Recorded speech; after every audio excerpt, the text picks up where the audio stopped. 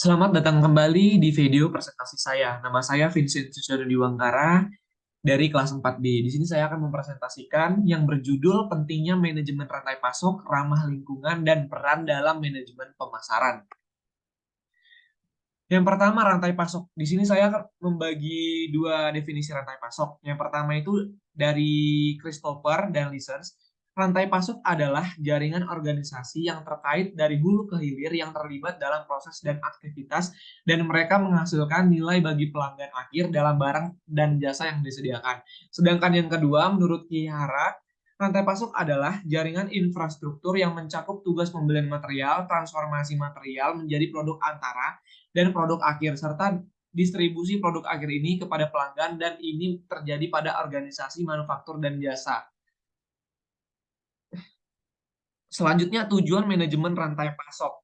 Tujuan utama dari manajemen rantai pasok mencakup penekanan pada pemenuhan permintaan pelanggan secara efektif, profitabilitas rantai pasokan, dan juga tujuan sekunder dari manajemen rantai pasokan yang mencakup penciptaan kemampuan untuk mengembangkan produk baru, meminimalkan jumlah pasokan. Selanjutnya ada komponen rantai pasokan. Komponen ini dibagi menjadi tiga. Yang pertama itu ada rantai pasok hulu. Rantai pasok hulu terdiri dari pemasok bahan mentah, komponen dan jasa yang diperlukan untuk memproduksi produk. Komponen rantai pasok hulu meliputi yang pertama, pemasok adalah perusahaan atau individu yang menyediakan bahan mentah, komponen atau sumber daya lain yang diperlukan untuk proses produksi. Yang kedua, produsen adalah perusahaan yang mengubah bahan mentah menjadi produk jadi.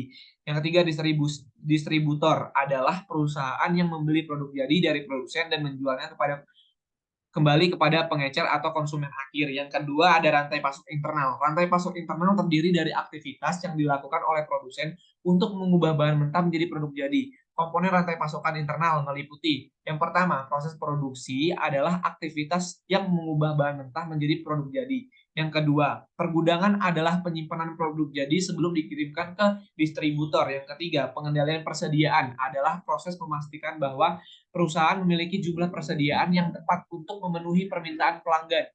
Yang ketiga, rantai pasok hilir. Rantai pasok hilir terdiri dari aktivitas yang dilakukan oleh distributor dan pengecer untuk mengirimkan produk ke konsumen. Komponen rantai pasok hilir meliputi yang pertama, pengiriman adalah transportasi produk dari produsen ke distributor atau pengecer. Yang kedua, pergudangan adalah penyimpanan produk jadi sebelum dikirim ke pengecer. Yang ketiga, penjualan adalah proses penjualan produk ke konsumen. Yang keempat atau yang terakhir, pemasaran adalah aktivitas yang mempromosikan produk kepada konsumen. Selanjutnya, peran rantai pasokan dalam pemasaran. Ini yang pertama, rantai pasokan mencerminkan kemampuan organisasi untuk melaksanakan kegiatan pemasaran efektif.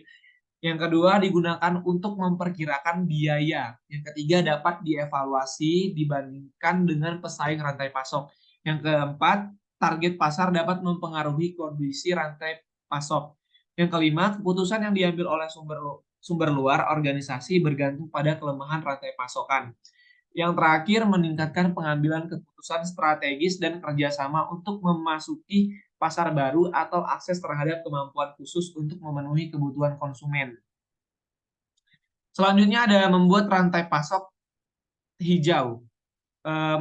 Menjadikan rantai pasokan ramah lingkungan adalah proses mempertimbangkan kriteria lingkungan atau pertimbangan lingkungan dalam keputusan pembelian organisasi dan hubungan jangka panjang dengan pemasok. Menjadikan rantai pasokan ramah lingkungan sangat bergantung pada sifat organisasi.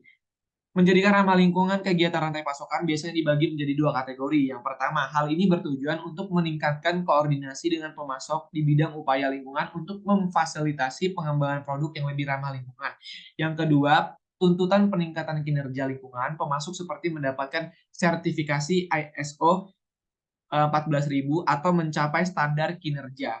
Perbedaan utama antara kedua jenis kegiatan ini adalah yang pertama, berfokus pada peran pemasok dalam membantu pelanggan dengan desain produk dan memecahkan masalah lingkungan pelanggan. Sedangkan yang kedua berfokus pada kinerja internal pemasok yang dikombinasikan dengan permintaan pelanggan untuk mengurangi resiko atau biaya dengan menggunakan rantai pasokan pengelolaan lingkungan yang lebih baik. Manfaat penyediaan rantai pasokan hijau. Ini yang pertama. Ada 4 manfaat. Yang pertama, rantai pasokan hijau dapat memberikan perusahaan keunggulan kompetitif di tingkat individu dan nasional. Pada tingkat individu, rantai pasokan hijau dapat membantu perusahaan untuk mengurangi biaya, menawarkan produk yang lebih ramah lingkungan, dan membangun hubungan yang lebih baik dengan pemasok. Sedangkan pada tingkat nasional, rantai pasokan hijau dapat membantu menciptakan pasar untuk produk ramah lingkungan dan mendorong pemasok untuk mengadopsi praktik yang lebih berkelanjutan. Yang kedua, rantai pasokan hijau dapat mengurangi biaya perusahaan yang dapat meningkatkan keunggulan kompetitifnya, terutama bagi perusahaan industri di sektor swasta dengan margin keuntungan yang lebih rendah. Yang ketiga, konsumen semakin sadar akan pentingnya keberlanjutan. Dengan menyediakan rantai pasokan hijau, perusahaan dapat menarik dan mempertahankan pelanggan yang peduli dengan lingkungan. Hal ini dapat dilakukan dengan menawarkan produk yang lebih ramah lingkungan serta dengan memberikan informasi tentang keberlanjutan ke perusahaan. Yang keempat, rantai pasokan hijau juga penting bagi pemerintah untuk menjaga situasi pasar. Hal ini karena pasokan hijau dapat membantu industri suatu negara untuk merancang dan memproduksi produk ramah lingkungan yang meminimalkan permintaan akan sumber daya. Hal ini dapat membantu industri suatu negara untuk tetap kompetitif di pasar global dan untuk mengurangi dampak lingkungan dari industri. Selanjutnya, kebutuhan rantai pasokan hijau. Ini menjadikan rantai pasokan ramah lingkungan akan menciptakan peluang bagus bagi mereka yang peduli terhadap isu konsumsi keberlanjutan dan operasional bisnis ramah lingkungan. Perusahaan harus mempertimbangkan kembali desain produk dan teknik produksinya untuk menjadikan produk lebih ramah lingkungan baik selama produksi atau waktu konsumsi.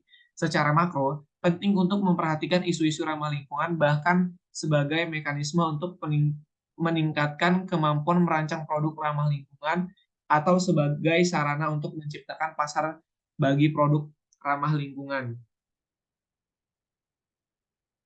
Mungkin sekian video presentasi saya. Jika ada salah kata mohon dimaafkan. Terima kasih.